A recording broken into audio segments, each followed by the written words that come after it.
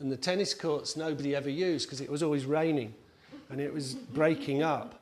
So we looked at this bit of land and said, okay, let's make it into an area where people can grow food. And we put these boxes in, mainly because you put them straight onto solid ground. It's, in effect, a modular growing project. You could take those and put them somewhere else with a forklift truck, and they could do something else with that land.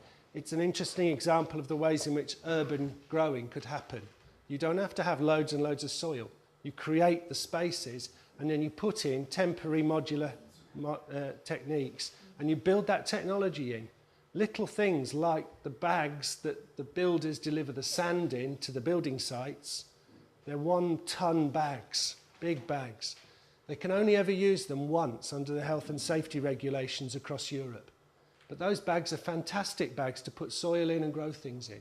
If you put short root stock trees in, you can have apple trees growing in them, and you can move them about the town. You can work out what the best sites are for your environment. So it's really, really simple to change the idea of food production on a local level and think differently about local food sources. I don't think I'm going to go much further, but a couple of other things. We set up this project called Every Egg Matters. In England, we've had a project called Every Child Matters in school. And we thought it'd be quite funny to have Every Egg Matters. And this is again, the Google age working beautifully.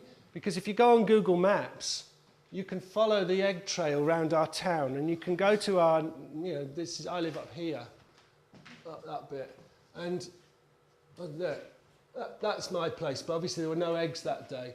There were 6 eggs there that day, 12 there, 14 there, 15 there. This is quite an old map, because that map is now covered in egg producers. People who've got 1 or 2 chickens, and they might have a couple of extra eggs.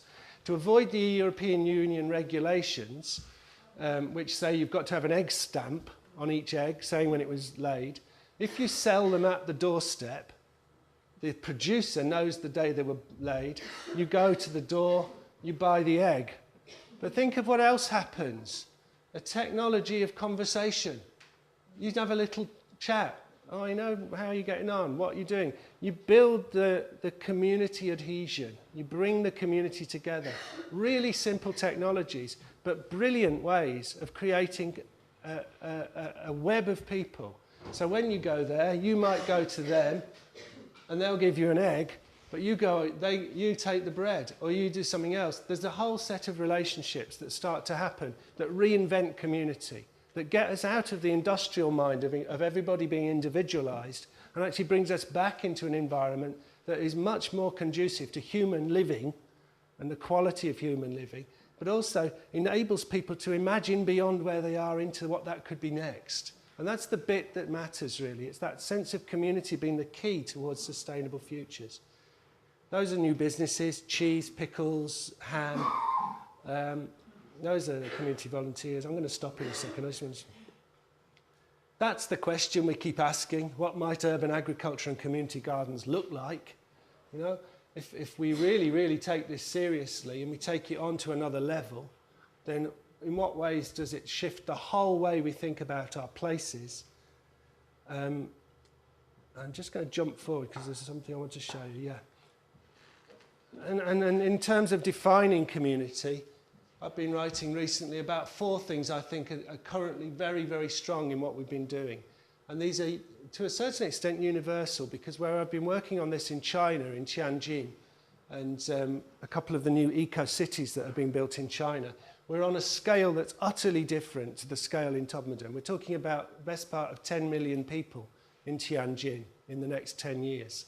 So we're looking at exactly the same type of concept in a completely different cultural environment. But what's interesting is that the drivers are the same. The people I'm talking to in Tianjin are just as interested in how you build community in this sort of way, because it gives them the sense of direction and resilience. So we've got the idea of community built around different sorts of communities. It's not just one thing. They're doing things, they're active, they're engaged in activity, they're building relationships, they're looking at their place differently, and everybody has a slightly different way of seeing that place, and they're building it around things they're interested in doing with others. So that sense of building community on multiple platforms, interconnected, global to local, is all part of the conversation. It's not go back to what we were as peasants. It's actually stepped forward intelligently into the next stage of human development. And there are people writing about this all over the world at the moment, and some really, really interesting pieces of work. But this is one that I particularly like. It's from a book called Cradle to Cradle. The idea that we don't have cradle to grave, we have cradle to cradle. We're passing things through generations, and we're starting to understand that that is really important for the crisis that we're in at present. And they say this, that wouldn't it be wonderful to start to become native of this place Earth again, to actually become sufficiently literate about our environment, to really understand it enough, to feel that we are once again native to the planet. That cosmological understanding, that universal understanding. And as Brownhart and McDonough say, this is going to take us all, it's going to take us forever, but that is the point. Thank you.